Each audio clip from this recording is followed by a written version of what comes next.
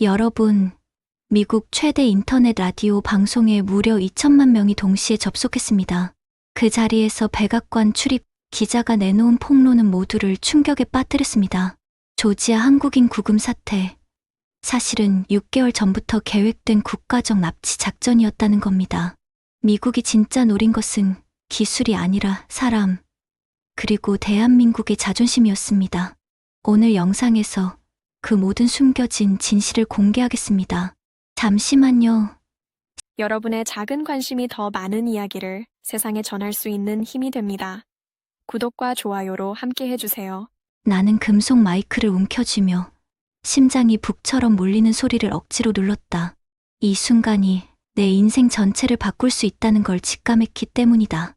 나는 내부기술 자문이라는 이름 없는 타이틀로 이 자리에 앉았다. 하지만 내 정체는 분명했다. 미국 에너지부 파견 엔지니어 에린 콜린스. 평생을 쌓아온 경력과 명예, 그리고 가족의 안전까지 건 선택이었다. 사실 처음부터 한국을 좋게 본 건 아니었다. 3년 전 한국 파트너사와 진행했던 합작 프로젝트는 악몽이었다. 그들의 고집스러운 방식은 내게 비효율 그 자체로 보였고, 결국 마감은 지연됐다. 책임은 내게 돌아왔고, 경력에 큰 상처가 남았다. 그때부터 나는 한국인들을 융통성 없는 동맹국 정도로만 여겼다. 그러던 내가 몇 주 전 손에 쥔 문서는 내 편견을 흔들었다. 표지에는 작전명, 저전압이라 적혀 있었고, 처음엔 단순한 배터리 기술 보고서라 생각했다. 그러나 펼쳐진 페이지 속에는 체포 명단이 있었다. 2025년 9월 4일 새벽 5시, 조지아 서베너 공장에서 316명의 한국인 기술자가 동시에 구금된 기록. 초 단위까지 맞춰진 시각은 우연이 아니었다. 보고서의 겉표지에는 중남미 단속이라 적혀 있었지만 명단을 확인한 순간 눈을 의심했다. 히스패닉은 고작 4명뿐, 나머지 312명은 모두 한국인이었다. 그 중에는 박사 학위를 지닌 배터리 전문가, 20년 넘게 설비를 다뤄온 공정 엔지니어, 현장 경험이 풍부한 기술 책임자들이 포함돼 있었다. 누구도 불법 체류자라 부를 수 없는 사람들이었다. 처음엔 내 안에 오래된 불신이 속삭였다. 혹시 또 한국인들이 꼼수를 부린 건 아닐까? 하지만 그 생각은 곧 무너졌다. 며칠 뒤 나는 직접 현장에 들어갔기 때문이다. 지하 설비실은 휘발유 냄새와 뜨거운 철판 열기로 가득했다. 귀를 때리는 기계음 속에서 한지호라는 한국 엔지니어와 그의 팀이 고장난 설비를 붙잡고 있었다. 눈 밑엔 깊은 그림자가 드리워졌지만 시선만은 흔들리지 않았다. 작업 일지를 넘겨받은 순간 내 눈은 경악했다. 36시간 연속 복구 작업, 교대 쪽잠, 초과 수당 기록은 0. 미국 엔지니어라면 결코 상상할 수 없는 수치였다. 나는 속으로 중얼거렸다. 도대체 이들은 무엇을 위해 이렇게까지 하는 거지? 그 답은 곧바로 들려왔다. 지호는 단호하게 말했다. 이건 단순한 공장의 문제가 아닙니다. 우리의 나라가 걸린 문제입니다. 그 말이 내 귓가에 박혀 떠나질 않았다. 내가 비효율이라 비웃었던 집착은 사실 책임감이었다. 그리고 그 책임감은 단순히 개인이 아닌 공동체 전체를 지탱하는 힘이었다. 하지만 백악관의 선택은 달랐다. 산업전략 파트 책임자 브래드 월시는 우리에게 심리회유 시나리오라는 문서를 나눠주었다. 그의 설명은 차갑고 단호했다. 쇠사슬로 구속한 뒤 영주권과 고연봉을 제한하라. 가족 초청까지 약속하면 결국 무너질 것이다. 그의 목소리를 들으며 나는 뼛속까지 얼어붙는 기분을 느꼈다. 그날 밤 호텔 방, 노트북 화면, 속 문서를 다시 읽으며 손끝이 떨렸다. 저전압 물리적 구금으로 심리적 전압을 낮춘다. 이제야 그 단어의 의미가 선명해졌다. 전기차 배터리의 전압이 아니라 한국인 기술자들의 의지를 낮추는 것, 그들의 자존심을 무너뜨리려는 의도였다. 나는 그때부터 갈림길에 서 있었다. 침묵한다면 316명은 영영 사라질지도 모른다. 그러나 입을 열면 나의 경력과 안전은 끝장날 것이다. 두려움이 나를 붙잡았지만 동시에 현장에서 본 한국인들의 눈빛이 나를 흔들었다. 그 순간 라디오 방송국에서 연락이 왔다. 익명 내부 증언자가 필요하다는 제안. 휴대폰을 든 손은 떨렸지만 결국 수신 버튼을 눌렀다. 작은 동작 하나가 내 인생을 송두리째 바꾸고 있었다. 라디오 스튜디오의 공기는 점점 무거워졌다. 모니터에는 여전히 2천만 명이 넘는 접속자 수치가 찍혀 있었고 청취자들의 메시지가 폭포처럼 쏟아졌다. 말도 안 된다. 증거를 대라. 믿을 수 없어. 수많은 문장이 화면을 가득 채웠다. 손끝이 식은땀으로 젖어들었지만 나는 더 이상 물러날 수 없었다. 2025년 9월 4일 새벽 5시 조지아 서베너 공장에서 316명의 한국 기술자가 일제히 구금됐습니다. 한순간도 어긋남 없는 초단위 기록. 누가 봐도 사전에 기획된 작전이었습니다. 종이를 넘기는 바스락거림이 스피커를 타고 울려 퍼졌다. 그 소리마저 증거 같았다. 명단 속 이름들을 읽는 순간 내 속은 서늘해졌다. 박사 학위를 가진 배터리 연구원, 20년 넘게 공정을 관리한 기술 책임자, 설비 설계 전문가들. 그들은 단순한 불법 체류자가 아니었다. 그런데 보고서에는 위장 취업자라는 낙인이 찍혀 있었다. 나는 처음에 스스로를 설득하려 했다. 혹시 한국인들이 비자 조건을 어긴 건 아닐까? 하지만 명단 옆에 붙은 수치는 내 생각을 무너뜨렸다. 구금된 사람 중 98%가 한국인이었고 히스패닉은 4명뿐이었다. 보고서 표지에는 중남미 단속 작전이라고 쓰여 있었는데 실상은 한국인을 겨냥한 함정이었다. 며칠 뒤 나는 현장 조사팀과 함께 공장을 찾았다. 지하 설비실 문을 여는 순간 뜨거운 철판 냄새가 폐부를 파고들었다. 기계음은 귀청을 찢을 듯했고 휘발유 냄새는 코를 톱쏘았다. 그 속에서 한국 엔지니어 한지호와 그의 동료들이 고개를 들었다. 피곤으로 붉어진 눈. 그러나 여전히 날카로운 시선이 내게 꽂혔다. 그들이 내민 작업 일지는 충격적이었다. 36시간 연속 복구 작업. 교대 쪽잠, 초과 수당, 기록 0. 눈을 의심했다. 나도 수없이 야근을 해봤지만 그건 언제나 추가 보상과 맞바꾼 선택이었다. 그런데 이들은 당연한 듯 기록조차 남기지 않았다. 그들의 땀과 손끝에서 내가 외면해온 진짜 힘이 느껴졌다. 나는 속으로 중얼거렸다. 이건 단순한 노동이 아니다. 이건 어떤 신념이다. 그 순간 지호의 목소리가 들렸다. 이건 공장의 문제가 아니라 우리의 나라 문제입니다. 단호한 목소리는 기계음보다 더 강렬하게 귀를 때렸다. 그러나 워싱턴의 계획은 정반대였다. 백악관 산업전략 파트 책임자 브래드 월시는 우리 앞에 두꺼운 서류를 던졌다. 심리회유 시나리오라는 제목. 그는 침착하게 말했다. 쇠사슬로 모멸감을 주고 동시에 영주권과 고연봉을 제한하라. 가족 초청까지 약속하면 결국 무너진다.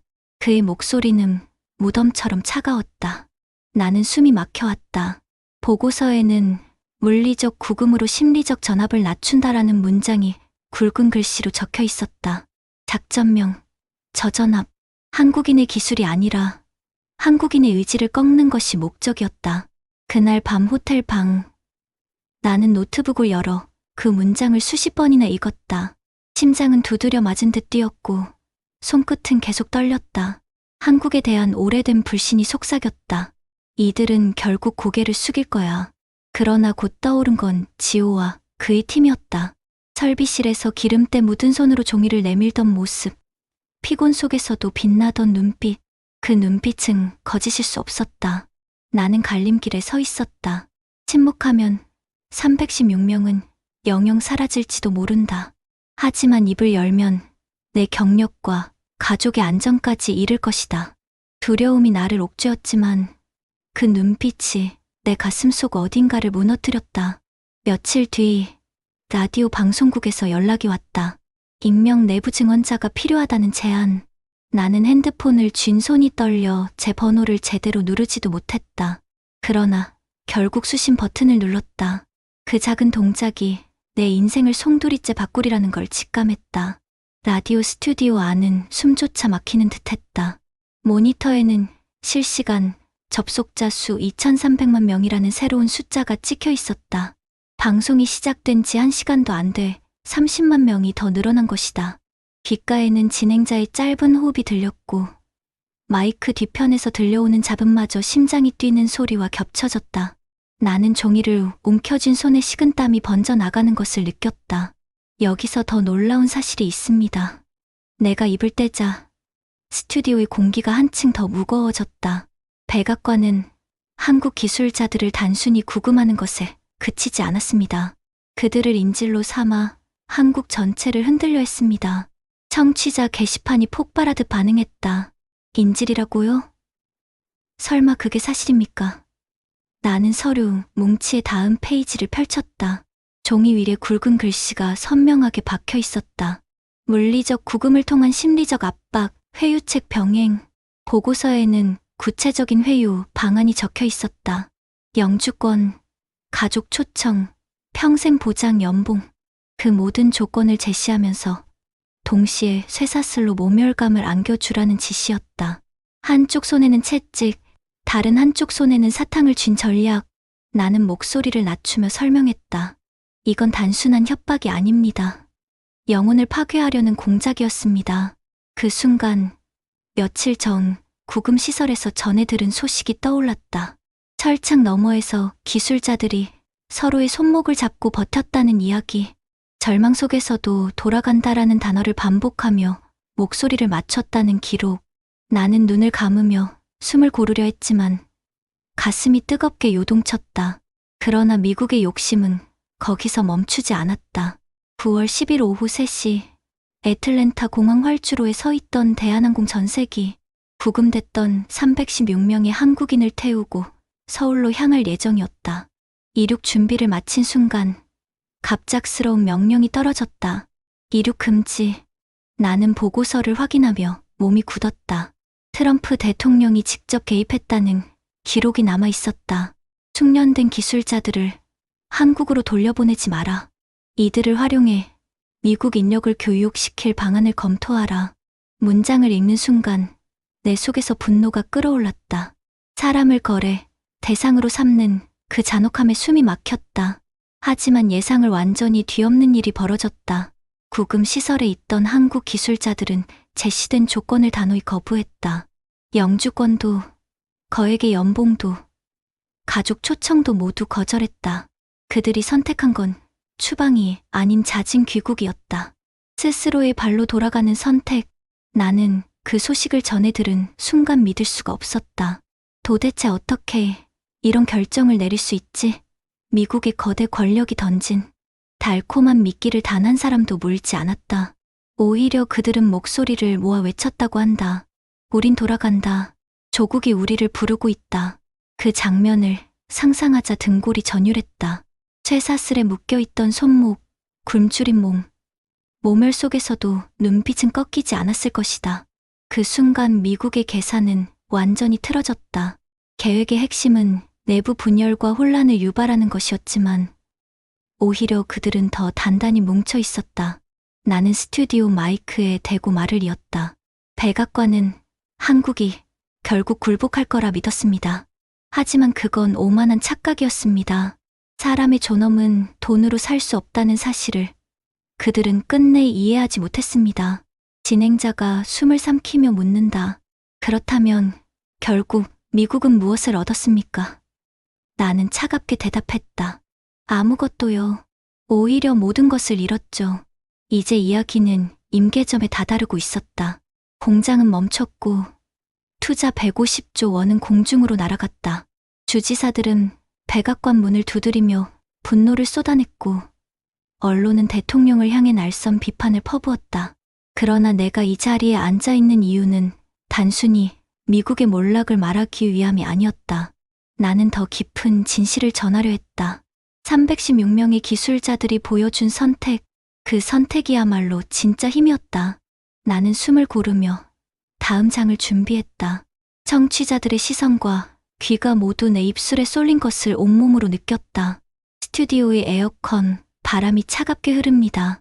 붉은 불빛이 다시 켜지고 모니터에는 실시간 접속자 수가 2천만을 유지한다는 숫자가 고정돼 보입니다.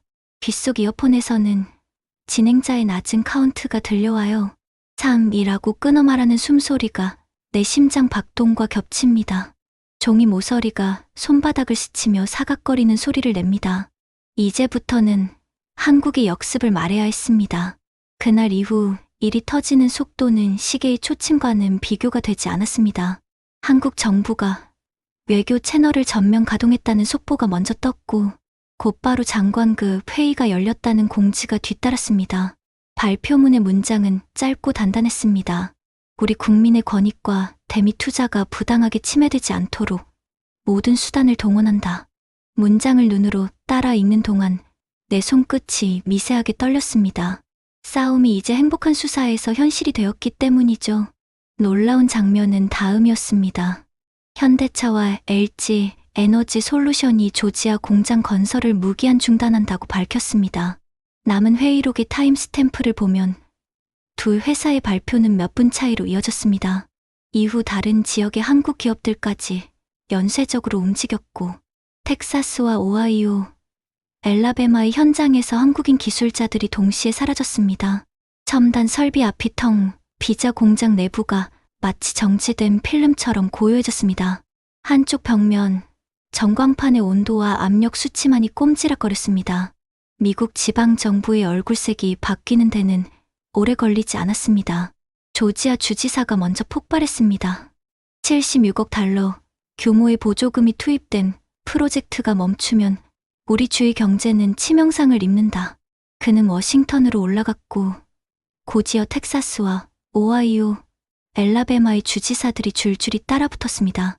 나는 보고서의 메모란에서 그 회동의 동선을 확인했습니다. 비슷한 시간대에 예약된 비행편 기록, 백악관 출입 시간, 비공개 회의실 배정표, 숫자들이 던지는 메시지는 하나였어요. 지방과 연방이 정면으로 충돌하고 있다는 사실입니다. 언론의 헤드라인도 변했습니다. 제조업 부활을 위해 걸어 올린 카드가 스스로의 발목을 잡았다. 일자리 수만 개가 공중으로 흩어졌다.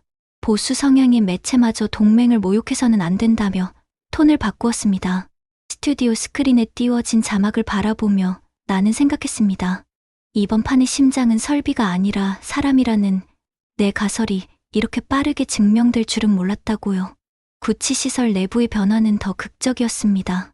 자정 무렵 나에게 들어온 내부 브리핑에는 기술자들의 집단 입장이 적혀 있었습니다.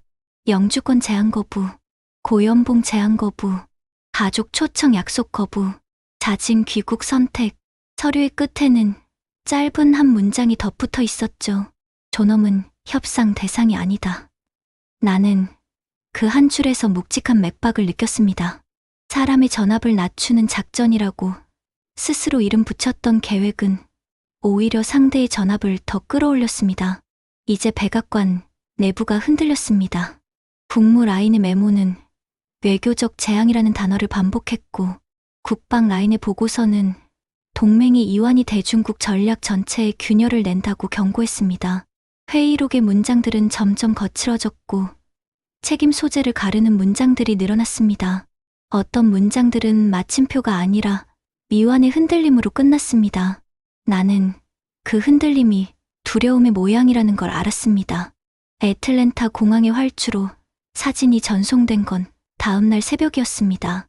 대한항공 전세기가 대기 중이라는 설명, 이륙 승인 직전 단계에서 갑자기 금지 명령이 떨어졌다는 기록, 보고서의 주석에는 상층의 직접 개입이 명시돼 있었고 활용 가능한 인력이라는 단어가 굵게 표시돼 있었습니다. 사람을 설비처럼 호명하는 문장, 그 문장을 짚는 동안 심장이 내려앉은 느낌이 들었습니다. 내 직업은 기계를 다루는 일이지만 오늘 내가 지켜보는 것은 기계가 아니라 인간이었습니다. 그 사이 한국의 대응은 한층 더 치밀해졌습니다. 외교 라인은 항의와 통보를 절차대로 밟았고 기업 라인은 안전을 최우선으로 한다는 명분 아래 사람을 먼저 빼냈습니다. 공장 수는 22곳, 한국 측의 총 투자 규모는 150조 원으로 정리돼 있었고 정지된 설비마다 깜빡이는 경고등이 사진에 담겨 있었습니다. 사진 속 냉철한 조도와 대비가 이상하게도 인간적인 온기를 품고 보였습니다. 그 경고등은 고장 신호가 아니라 경계선 자체처럼 느껴졌습니다. 사람을 먼저, 기술은 나중에, 복구는 언제든 가능하지만 존엄은 파손되면 복원이 어렵다는 메시지로 보였습니다. 나는 스튜디오 마이크에 몸을 기울였습니다. 내 목소리는 의도치 않게 낮아졌습니다. 모든 기록을 종합하면 미국은 설비를 되살릴 수 있는 유일한 손을 놓쳤습니다. 회유와 협박으로 사람을 설득할 수 있다고 믿은 착각이 우리의 목을 조이고 있습니다. 사람의 의지가 산업의 심장이라는 사실을 미국은 뒤늦게 배우는 중입니다. 진행자는 짧게 숨을 들이마시고 묻습니다. 한국은 왜 이렇게 빨랐을까요? 나는 답했습니다. 속도는 우연이 아닙니다. 반복 훈련의 결과죠. 한국의 제도는 근로자를 보호하는 방향으로 설계돼 있습니다. 근무 시간을 넘어서는 냉방 차단, 연차 촉진 절차, 야근을 원천적으로 막는 내부 규정. 그런데 역설적으로 위기 국면에서 그들은 규정을 넘어서는 헌신을 스스로 선택합니다. 강요가 아닌 책임의 자발성. 이것이 보고서 속에서 내가 발견한 한국의 방식이었습니다. 브래드가 주재한 마지막 회의의 메모가 내 앞에 놓였습니다. 자진 귀국을 막아라라는 문장이 첫 줄에 적혀 있었고 다음 줄에는 가능하다면 장기 구금에 대비하라라고 쓰여 있었습니다. 단어들이 체면을 잃은 것처럼 적나라했어요. 나는 펜 끝으로 그 문장을 긁으며 속으로 중얼거렸습니다. 당신들은 산업을 사람 위에 올려놓았고 그래서 산업을 잃었다고요. 결정적인 소식은 그 직후였습니다.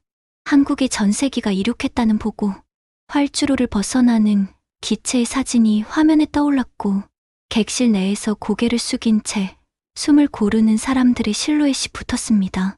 누군가는 눈을 감고 있었고 누군가는 창밖 어둠을 응시했습니다. 불빛의 줄이 멀어지는 동안 나는 이상하게도 스튜디오의 소음이 모두 사라지는 듯한 정적을 느꼈습니다. 한 사회가 지켜낸 단어 하나가 내 귀에 맴돌았습니다. 존엄. 이제 남은 것은 미국의 복구였습니다. 공장들은 멈췄고 계약은 흔들렸습니다. 지방정부는 연방을 몰아붙이고 언론은 자성의 글을 쏟아냅니다. 누군가 구조를 설계해야 하고 누군가는 사과의 문장을 써야 합니다. 나는 그 문장을 생각했습니다. 용서를 구한다는 문장은 짧고 분명해야 한다는 것을요. 동맹이란 말이 진짜 의미를 갖기 위해서는 상대의 사람을 가장 먼저 존중하는 태도가 필요하다는 것을요. 내가 마지막 페이지를 덮자 스튜디오의 적색 불빛이 서서히 꺼집니다. 그러나 내 안에서 깜빡이는 경고등은 아직 꺼지지 않았습니다. 다음 페이지에서 나는 말할 생각입니다. 이번 사태가 우리 미국에 남긴 숙제를요. 산업을 다시 세우려면 무엇부터 고쳐야 하는지, 그리고 누구에게 먼저 사과해야 하는지, 숫자가 많은 보고서 속에서도 정답은 의외로 단순하다는 것을요. 사람을 설비처럼 다루지 않는 일. 나는 그것이 첫 줄에 와야 한다고 믿습니다. 라디오 스튜디오 안의 공기는 무겁게 내려앉아 있었습니다. 모니터에는 여전히 2천만 명이 넘는 숫자가 찍혀 있었고 접속자들은 실시간으로 글을 남겼습니다. 믿기지 않는다. 이게 정말 미국이 한 일인가? 스크린이 번쩍일 때마다 내 심장은 한 박자씩 더 빠르게 뛰었습니다. 나는 숨을 고르며 마지막으로 준비한 서류를 꺼내 들었습니다. 그 안에는 미국이 선택한 극단적 조치가 적나라하게 기록돼 있었습니다. 9월 10일 오후 3시 애틀랜타 공항 활주로에서 이륙을 앞둔 대한항공 전세기에 내려진 명령. 이륙 금지. 보고서에는 대통령 직속 라인에서 직접 내려온 개입이라는 문장이 굵게 표시돼 있었습니다. 사람을 산업 자원처럼 분류한 기록, 활용 가능한 인력이라는 단어가 내 눈에 박혔습니다. 나는 치를 떨며 속으로 중얼거렸습니다. 당신들은 끝내 사람을 기계처럼 취급했군요. 하지만 여기서 모든 계산이 무너졌습니다. 구치시설에 있던 316명의 한국 기술자들이 한 목소리로 조건을 거부한 겁니다. 영주권도, 거액 연봉도, 가족 초청도 모두 뿌리쳤습니다. 그들이 선택한 건 추방이라는 낙인이 아니라 당당한 자진 귀국이었습니다. 이 소식이 보고서에 기록됐을 때 나는 등골을 타고 전율이 흘렀습니다. 이렇게나 단단한 선택을 집단으로 할 수 있다는 사실이 믿기지 않았습니다. 나는 마이크에 대고 낮은 목소리로 전했습니다. 그들은 돌아가겠다고 했습니다. 스스로 걸어 나가 조국으로 돌아가겠다고 선언했습니다. 순간 스튜디오 유리창 너머에서 프로듀서가 눈을 크게 뜨며 내 입술을 바라봤습니다. 진행자는 한동안 말을 잇지 못했고 이어폰 속에서는 깊은 숨소리만 들려왔습니다. 그 시각 활주로에서 이륙을 기다리던 전세기는 결국 하늘을 올랐습니다. 창문에 기대 앉은 기술자들의 얼굴은 피곤과 굳은 결의가 섞여 있었습니다. 몇몇은 창밖 어둠을 바라보며 눈을 감았고 몇몇은 서로의 손을 잡았습니다. 객실 내부 사진이 보고서에 첨부돼 있었는데 그 사진 속 사람들의 눈빛은 쇠사슬을 끊고 나온 자의 빛이었습니다. 나는 그 장면이 떠오르며 온몸이 떨렸습니다. 한국의 선택은 단순한 귀국이 아니었습니다. 곧바로 한국 정부는 강경한 성명을 발표했습니다. 우리 국민을 존중하지 않는다면 우리의 기술과 자본도 그곳에 머물지 않을 것이다. 짧고 단호한 문장. 동시에 현대차와 LG는 미국 내 모든 프로젝트의 무기한 중단을 다시 한번 명확히 했습니다. 삼성과 SK 또한 뒤따랐습니다. 이 연쇄적인 움직임은 미국의 산업 심장을 정지시켰습니다. 그 순간 백악관 내부에서는 폭발음 같은 언성이 오갔습니다. 국무부는 외교적 재앙이라고 경고했고 국방부는 동맹 붕괴가 대중국 전략 전체를 흔들 것이라 목소리를 높였습니다. 심지어 평소 대통령을 옹호하던 보수 언론조차 동맹을 인질 삼는 국가는 존중받을 수 없다라는 사설을 내보냈습니다. 나중에 확인한 여론 조사에서는 70%가 정부의 대응을 실패라고 평가했습니다.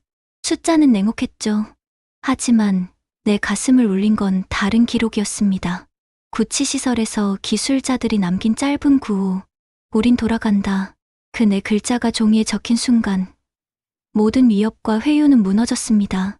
백악관이 계획했던 저전압 작전은 실패했습니다. 오히려 그들의 전압은 더욱 강하게 솟구쳤습니다. 나는 마지막 문장을 준비하며 숨을 골랐습니다. 미국은 이번 사건에서 아무것도 얻지 못했습니다. 오히려 모든 걸 잃었죠. 투자 150조 원, 동맹의 신뢰, 세계 최강이라는 이미지. 그러나 한국은 단 한 가지를 지켜냈습니다. 돈으로 살 수 없는 존엄. 내 목소리는 떨렸지만 분명했습니다. 그리고 그 순간 나는 처음으로 한국을 존중한다는 마음을 진심으로 느꼈습니다. 스튜디오 안 공기가 바싹 말라갔다. 모니터 한쪽에서는 접속자 수치가 2150만을 가리키고 다른 한쪽에서는 미국 주요 언론사 로고가 줄줄이 떠올랐다. 헤드라인 속 굵은 글씨가 번쩍거릴 때마다 심장이 2번씩 뛴다. 이어폰 너머로 진행자의 낮은 카운트가 들려왔다. 2, 1 출발. 나는 목을 축이고 서류, 뭉치의 모서리를 반듯하게 맞췄다. 먼저 움직인 건 월가의 신문이었다. 제조업 부활을 위한 두 카드의 정면 충돌. 산업은 멈췄고 동맹은 흔들렸다. 짧지만 무게감 있는 문장들이 지면을 채웠다. 곧바로 수도권의 일간지가 사설을 내보냈다. 동맹의 사람을 쇠사슬로 묶는 순간 투자와 신뢰는 증발한다. 낭독하듯 읽는 내 음성이 스피커를 통해 퍼져나가자 시청창에는 믿기 어렵다. 그러나 수치가 모든 걸 말한다 같은 문장들이 물결처럼 올라왔다. 보수 성향의 네트워크가 태도를 바꾼 건 그 다음이었다. 한국은 피로 맺은 동맹이다. 인지를 협상 카드로 쓰는 건 금기다. 화면 하단의 실시간 자막이 흐르는 동안 나는 메모에 밑줄을 그었다. 기준선이 이동했다. 언론이 정부의 프레임에서 발을 뺀 순간 판은 기울기 시작했다. 정치의 열은 더 뜨거웠다. 조지아 주지사가 워싱턴 회동 직후 남긴 브리핑을 나는 문장 하나하나 분해해 읽었다. 76억 달러 보조금, 수만 개의 일자리, 동결된 설비. 이어 텍사스, 오하이오, 엘라베마의 주지사가 차례로 백악관 출입 기록에 이름을 남겼다. 같은 시각 연방의회 복도에서 포착된 장면이 내 책상 위에 쌓였다. 제조업 부하를 내세워 표를 얻던 이들이 이제 같은 구호를 들고 백악관을 향해 목청을 높이고 있었다. 그들의 단어가 갑자기 현재형에서 과거형으로 변했다. 약속했다, 약속했었다. 시제의 변화가 실패를 증명하는 듯했다. 그러나 진짜 균열은 내부에서 벌어졌다. 국무 라인의 비공개 메모에는 외교적 재앙이라는 표현이 최소 3번, 국방 라인의 보고서에는 대중국 견제, 축이 흔들린다라는 경고문이 반복됐다. 심지어 정보 라인의 검토표에는 장기, 구금이 초래할 반동 가능성, 한국 내 반미 여론 급등 시나리오, 해외 투자 포트폴리오 이탈 위험치 같은 항목이 붉은색으로 표시돼 있었다. 사람의 전압을 낮출수록 반발의 전류는 더 강해진다는 역설이 도표로 그려진 셈이다. 나는 목소리를 낮추며 말했다. 계획은 종이에선 완벽했습니다. 그러나 현실의 인간은 회로도가 아니죠. 회유와 모멸은 계산대로 흐르지 않았습니다. 잠시 침묵이 흘렀다. 유리창 너머 프로듀서가 고개를 끄덕였다. 그 무렵 구치시설에서 또 하나의 메시지가 나왔다. 공동서명 316점. 잦은 귀국 일괄 고수. 짧은 영상을 통해 전달된 장면이 내 뇌리에 파고들었다. 쇠사슬 자국이 남은 손목, 서로의 손등을 감싸 쥔 채 좌석에 앉아있던 사람들. 비행기 문이 닫히는 순간 낮게 터져 나온 숨. 그건 승리의 함성이 아니었다. 버티어 나온 사람들의 고요였다. 나는 그 고요 속에 압도됐다. 그리고 반작용처럼 몰려온 리스크 보고서, 멈춘 공장 22곳, 준비 단계에서 대기 중인 설비, 재가동에 필요한 기간 추정치, 180일, 손실 추산 그래프의 경사, 서류를 넘길 때마다 종이가 바스락거리는 소리가 더 크게 들렸다. 숫자는 차갑게 사실을 밀어붙였다.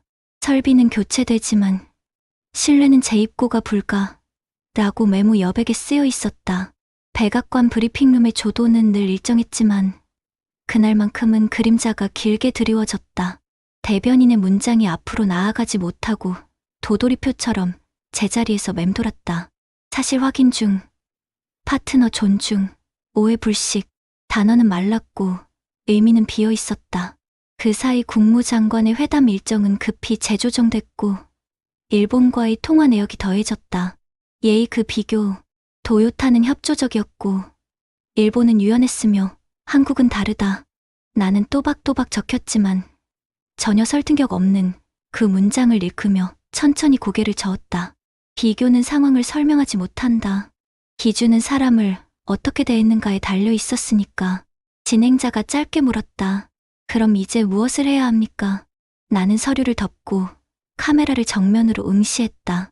첫째, 사람을 설비처럼 호명하는 문장을 버려야 합니다. 둘째, 한국의 속도와 절차를 존중하는 새 협상 틀이 필요합니다. 셋째, 이번 사태에 대한 분명한 사과가 문장으로 명시돼야 합니다. 스튜디오의 순간 정적이 내려앉았다. 이어폰 너머로 들려오는 호흡이 길어졌다. 청취창에는 짧고 강한 단어들이 올라왔다. 사과, 존중, 재개. 그때 내 노트북이 진동했다. 내부 감사팀 공지가 메일함 상단을 차지했다. 조사 협조 요청, 출입기록 제출, 외부 접촉 내역 명세. 나는 숨을 고르며 메일을 닫았다. 예상했던 일이다. 그러나 물러설 생각은 없었다. 회유 문안을 검토하던 그날 밤, 승인 버튼 앞에서 멈췄던 손끝을 나는 기억한다. 그때의 떨림이 지금 내 목소리를 지탱한다. 나는 마지막 문장을 준비했다. 이번 사태가 남긴 교훈은 단순합니다. 산업의 심장은 설비가 아니라 사람입니다. 한국은 그 사실을 선택으로 증명했고 미국은 그 선택 앞에서 배워야 합니다. 스튜디오의 적색 불빛이 느리게 꺼졌다. 그러나 화면 속 숫자는 여전히 높았고 시청창에는 한 줄의 문장이 끝없이 반복됐다. 존엄은 협상 대상이 아니다. 나는 그 문장을 조용히 입술로 따라했다. 밖으로 나오자 새벽의 공기가 폐부를 씻었다. 노을빛 대신 도시의 가로등이 미세하게 떨렸고 손바닥엔 여전히 종이의 각진 감촉이 남아 있었다. 나는 하늘을 올려다보았다. 수치, 문장, 진동, 떨림. 오늘의 모든 데이터를 합치면 하나의 결론이 남는다. 전압을 낮추려던 계획은 사람을 더 뜨겁게 만들었다. 그리고 그 뜨거움이 산업을 다시 움직이게 만들 것이다. 다만 시작은 사과에서, 다음은 존중에서, 마지막은 재설계에서 온다. 순서가 틀리면 회로는 또다시 타버린다. 그게 내가 오늘 이 마이크 앞에 앉아 배운 사실이다. 스튜디오를 나선 뒤에도 귀 안쪽에서 웅웅거리는 울림이 멎지 않았다. 2천만 명이 넘는 사람들이 동시에 호흡을 맞춘 그 공기는 마치 내 폐 속까지 남아있는 듯했다. 휴대전화 화면에는 언론 속보 알람이 쉴 새 없이 쏟아졌다. 트럼프, 최악의 외교 참사 직면 굵은 제목이 손끝을 때렸다. 나는 숨을 깊게 들이마시며 생각했다. 이제부터가 진짜 시작이라고. 백악관 내부 상황을 가장 극명하게 보여준 건 누출된 회의록이었다. 한 장엔 국방부 고위 인사의 메모가 빼곡히 적혀 있었다. 한국과의 안보 공조 이탈 시 대중국 전략 전체 붕괴 위험. 붉은 글씨로 덧칠된 부분은 거의 경고문에 가까웠다. 다른 장에는 국무부 차관보의 언급이 남아 있었다. 이번 사건은 단순한 오해가 아니라 동맹 파탄으로 기록될 수 있다. 이 문장을 읽는 순간 나는 온몸에 소름이 돋았다. 그러나 트럼프 대통령의 반응은 정반대였다. 그는 집무실에서 보좌관들에게 이렇게 말했다고 기록돼 있었다. 한국은 결국 무릎 꿇는다.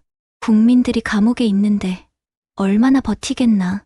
그 순간 나는 치밀어 오르는 분노를 주체하기 어려웠다. 사람의 의지를 기계의 스위치처럼 단순하게 계산하는 그의 오만이 이번 참사의 뿌리였음을 깨달았기 때문이다. 하지만 트럼프가 몰랐던 사실이 있었다. 구치시설 안에서 316명의 한국 기술자들이 이미 하나의 결정을 내렸다는 것. 달콤한 회유를 전부 거절하고 잦은 귀국을 선택했다는 것. 그들의 선택이 전 세계로 퍼져나가면서 미국의 모든 계산은 무너져 내렸다. 그 여파는 눈덩이처럼 불어났다. 조지아 주지사가 워싱턴에서 언성을 높이는 장면이 공개되자 텍사스와 오하이오, 엘라베마 주지사들이 잇따라 백악관으로 몰려들었다. 그들의 목소리는 절박했다. 한국 자본이 빠져나가면 우리 주의 경제는 무너진다.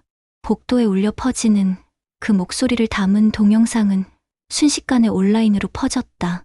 접속자 수는 몇 시간 만에 3천만을 돌파했다. 언론은 연일 트럼프를 몰아세웠다. 진보 언론은 물론 평소 그를 옹호하던 보수 매체까지 등을 돌렸다. 폭스뉴스의 앵커가 단호히 말하는 장면은 지금도 선명하다. 한국은 우리의 혈맹이다. 그러나 백악관은 그들을 범죄자처럼 취급했다. 이것은 수치다. 스튜디오에 있던 나는 순간 귀를 의심했다. 폭스뉴스가 등을 돌렸다는 건 곧 미국 내 권력 지형이 흔들렸다는 의미였다. 그리고 마침내 백악관 대변인이 브리핑룸에 나섰다. 플래시가 번쩍이는 가운데 대변인의 얼굴은 창백했다. 우리는 한국과의 협력을 중시합니다. 이번 사태에 대해 오해가 있었다면 유감을 표합니다. 하지만 그 문장은 너무나도 허전했다. 사과는 없었다. 책임을 인정하는 단어도 없었다. 오직 유감이라는 단어 하나. 그 순간 나는 깨달았다. 미국이 아직도 배워야 할 것이 많다는 사실을. 산업의 심장은 설비가 아니라 사람이라는 단순한 진리를 그들은 여전히 숫자와 계산 속에서만 찾으려 하고 있었다. 밤이 깊어갈수록 내 가슴은 더 뜨겁게 뛰었다. 오늘 내가 목숨을 걸고 이 자리에 나온 이유는 단순하다. 기록으로 남겨야 했기 때문이다. 진실을, 그리고 경고를. 우리가 같은 실수를 되풀이하지 않기 위해. 새벽 공기가 목을 스친다. 스튜디오 밖 주차장에 서서 나는 휴대전화를 뒤집어 쥔 채 방금 끝난 생방송의 잔향을 더듬었다. 손바닥에는 종이의 각진 감촉이 아직 남아있었다. 화면, 속속보는 끊임없이 갱신됐다. 한국발 보도가 빠르게 이어졌고 공항 도착 시간과 귀국자 명단, 안전 확인 절차가 차례로 올라왔다. 숫자들이 분명해질수록 내 머릿속에 안개가 걷혔다. 오늘 내가 말한 문장들이 단지 파문이 아니라 방향이 되어야 한다는 사실이 가슴에서 또렷해졌다. 나는 의자에 앉아 노트를 펼쳤다. 첫 장엔 짧은 문장이 적혀 있었다. 사람을 설비로 호명하지 말 것. 이 문장 하나를 놓치면 모든 정책이 엇나간다. 회의실에서 브래드가 읽던 차가운 문장을 떠올리자 갑자기 다른 얼굴이 겹쳤다. 지하 설비실의 한지로 기름때가 스며든 손등, 눈 밑의 그늘, 그러나 흔들림 없는 눈빛.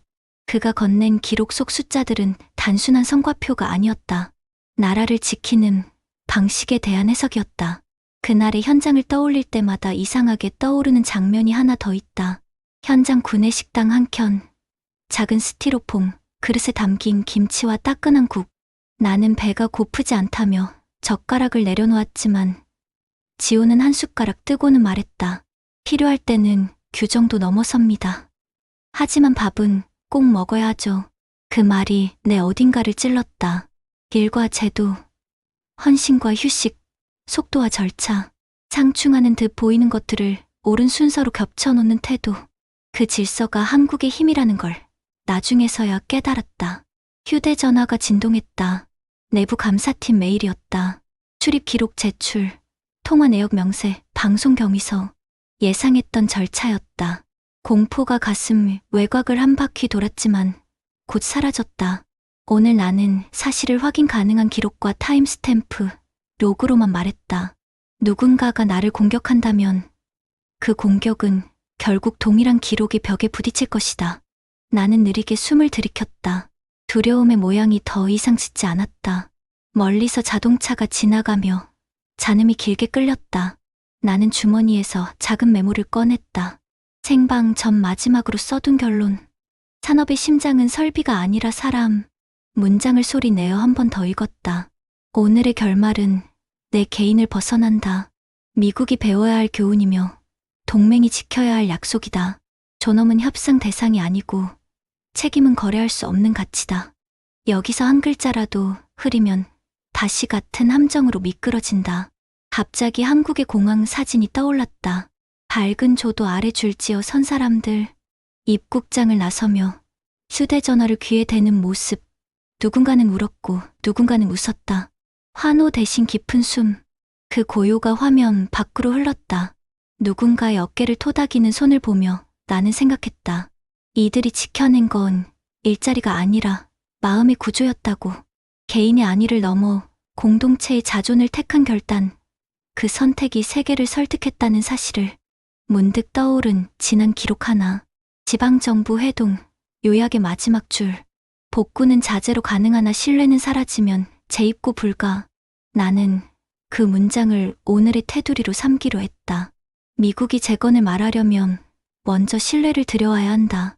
순서는 분명하다. 첫째, 사람을 설비처럼 불류한 문장과 지시를 폐기한다. 둘째, 한국의 속도와 절차를 존중하는 새 협상 틀을 연다. 셋째, 이번 사태에 대한 분명한 사과를 문장으로 남긴다. 사과는 유감이 아니다. 책임을 인정하는 문장. 재발 방지의 구조, 일정과 방법이 적혀 있어야 한다. 그게 없다면 말은 소음일 뿐이다. 나는 백악관의 회의실을 떠올렸다. 깔끔한 조명, 정갈한 서류, 무표정한 얼굴들. 그 방에서 숫자는 늘 완벽했다. 그러나 오늘 나는 봤다. 완벽한 숫자들이 현실의 인간 앞에서 얼마든지 부서질 수 있음을. 설계도에 없는 변수는 늘 사람에게서 오고 그 변수는 존엄과 책임이라는 두 단어로 요약된다. 그 두 단어를 무시하는 정책은 오래가지 못한다. 기록은 그렇게 증언하고 있었다. 또 다른 진동. 알림창에 한국 기업들의 다음 조치가 떴다. 인력 안전 점검이 끝날 때까지 모든 재개 협의 중단. 동시에 정부는 피해, 구제를 위한 체계 정비를 발표했다. 한 줄 문장을 읽는 동안 내 가슴에서 미묘한 안도와 부끄러움이 교차했다. 필요할 때 규정도 넘어선다고 말하던 지호의 문장이 다시 귓가에 스쳤다. 한국은 사람을 먼저 세웠다. 미국은 그 원칙을 배우면 된다. 기술이 필요한 나라일수록 사람의 전압을 올리는 방식으로 정책을 설계해야 한다. 낮추는 계획이 아니라 높이는 구조로. 나는 천천히 일어섰다.